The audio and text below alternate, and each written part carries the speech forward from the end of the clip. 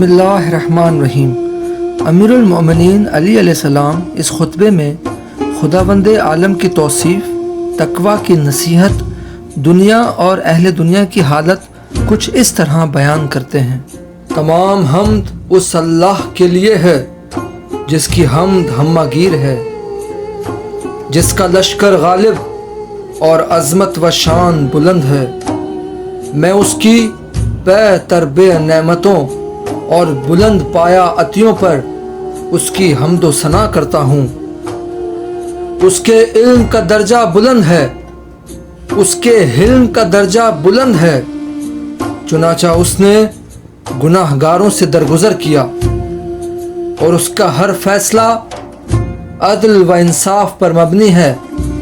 وہ گزری ہوئی اور گزرنے والی باتوں کو جانتا ہے اور بغیر کسی کے نقش قدم پر چلے اور بغیر کسی کے سکھائے پڑھائے اور کسی با فہم صنعت گر کے نمونہ و مثال کی پیروی کیے بغیر اور بغیر لغزشوں سے دوچار ہوئے اور بغیر مشیروں کی جماعت کی موجودگی کے وہ اپنے علم و دانش سے مخلوقات کو ایجاد و اختراع کرنے والا ہے۔ اور میں گواہی دیتا ہوں کہ محمد صلی اللہ علیہ وآلہ وسلم اس کے بندے اور رسول ہیں، جنہیں اس وقت بھیجا جبکہ لوگ گمراہیوں میں چکر کاٹ رہے تھے اور حیرانیوں میں گلتاں تھے۔ ہلاکت و تباہی کی مہاریں انہیں کھینچ رہی تھیں اور زنگ و کدورت کے تالے ان کے دلوں پر لگے ہوئے تھے۔ اے خدا کے بندوں، میں تمہیں اللہ سے ڈرنے کی وصیت کرتا ہوں کہ یہ اللہ کا تم پر حق ہے اور تمہارے حق کو اللہ پر ثابت کرنے والا ہے، اور یہ کہ تقویٰ کے لیے اللہ سے اعانت چاہو اور تقرب الہی کے لیے اس سے مدد مانگو، اس لیے کہ تقویٰ آج دنیا میں پناہ و سپر ہے اور کل جنت کی راہ ہے۔ اس کا راستہ آشکارا اور اس کا راہ پیما نفع میں رہنے والا ہے۔ جس کے سپرد یہ ودیعت ہے وہ اس کا نگہبان ہے۔ یہ تقویٰ اپنے آپ کو گزر جانے والی اور پیچھے رہ جانے والی امتوں کے سامنے ہمیشہ پیش کرتا رہا ہے، کیونکہ وہ سب اس کی حاجت مند ہوں گی۔ کل جب خداوند عالم اپنی مخلوق کو دوبارہ پلٹائے گا اور جو دے رکھا ہے وہ واپس لے لے گا اور اپنی بخشی ہوئی نعمتوں کے بارے میں سوال کرے گا، تو اسے قبول کرنے والے اور اس کا پورا پورا حق ادا کرنے والے بہت ہی تھوڑے نکلیں گے۔ وہ گنتی کے اعتبار سے کم اور اس توصیف کے مصداق ہیں جو اللہ نے فرمائی ہے کہ میرے بندوں میں شکر گزار بندے کم ہیں۔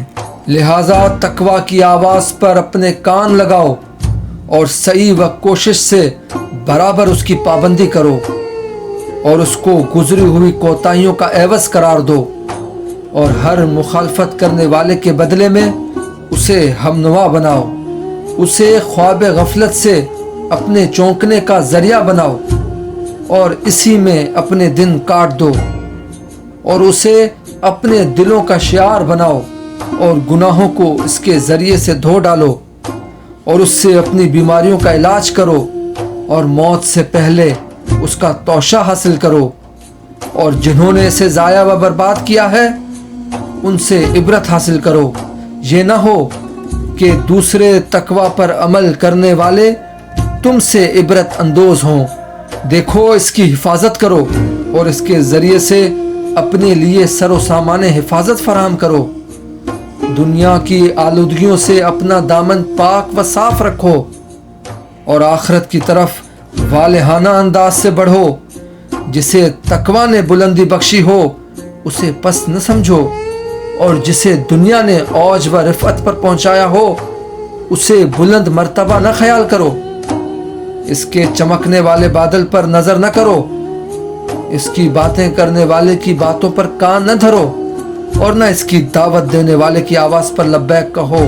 ना इसकी जगमगाहटों से रोशनी की उम्मीद करो, ना इसकी उम्दा व नफीस चीज़ों पर मर मिटो, क्योंकि इसकी चमकती हुई बिजलियां नुमाइश और इसकी बातें झूठी हैं। इसका असासा तबाह और इसका उम्दा मता गारत होने वाला है। देखो, ये दुनिया झलक दिखाकर मुंह मोड़ लेने वाली, चंडाल और मुंहजोर, अड़ियल और झूठी, बड़ी खाइन और हठधर्म नाशुक्री है, और सीधी राह से मुड़ने, रुख फेरने वाली और कजरो पैचोताप खाने वाली है। इसका वतीरा एक से दूसरे की तरफ पलट जाना है और इसका हर कदम जलजला अंगेज है।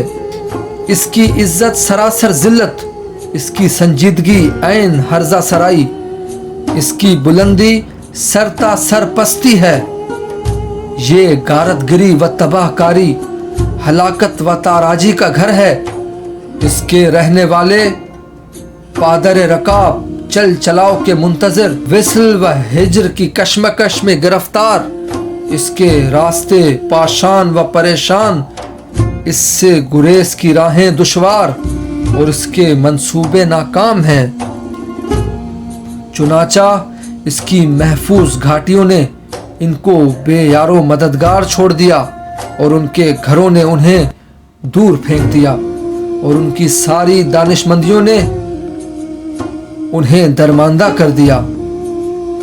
अब जो हैं उनकी हालत यह है कि कुछ की कूंचें कटी हुई हैं और कुछ गोश्त के लोथड़े हैं जिनकी खाल उतरी हुई है, और कुछ कटे हुए जिस्म और बहे हुए खून हैं। कुछ गम व अंदों से अपने हाथ काटने वाले और कुछ कफे अफसोस मलने वाले और कुछ फिक्र व तरद्दुद में रुखसार कोहनियों पर रखे हुए हैं और कुछ अपनी समझ को कोसने वाले और कुछ अपने इरादों से रूगर्दानी करने वाले हैं। लेकिन अब कहाँ, जबकि चारा साजी का मौका हाथ से निकल चुका और नागहानी मुसीबत सामने आ गई। अब निकल भागने का वक्त कहाँ। ये तो एक अनहोनी बात है। जो चीज़ हाथ से निकल गई सो निकल गई, और जो वक्त जा चुका सो जा चुका। दुनिया अपनी मनमानी करते हुए गुजर गई। उन पर न आसमान रोया, न ज़मीन, और न ही उन्हें मोहलत दी गई।